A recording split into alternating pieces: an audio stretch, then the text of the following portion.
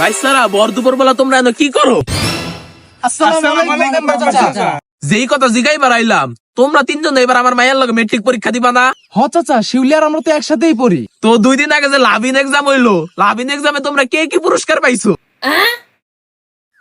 Loving exam বলতে তো কিছু হয় নাই চাচা। এই তো বুঝা গেছে তোমরা ঠিক মতো স্কুলে দাও না, মানে একটা পরীক্ষা হয়ে গেছে, তোমরা হেরাও কইতে পারো না।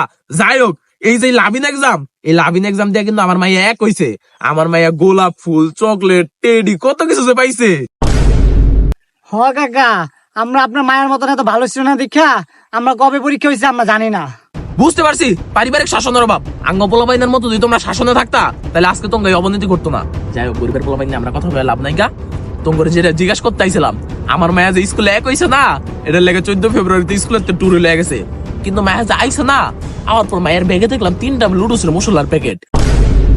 কিন্তু এই মশলা তো আমি আর জীবনে দেখি নাই। এটি কোন লুডুস বাবা? ওরা যাই জায়গায় শুধু এটি অনেক দামি, আমি খাইতে পারবো না। আমি কি গরিব নাকি? আমি খাইতে পারতাম না? এটি কোন লুডুস একটু কত বাবা আমারে?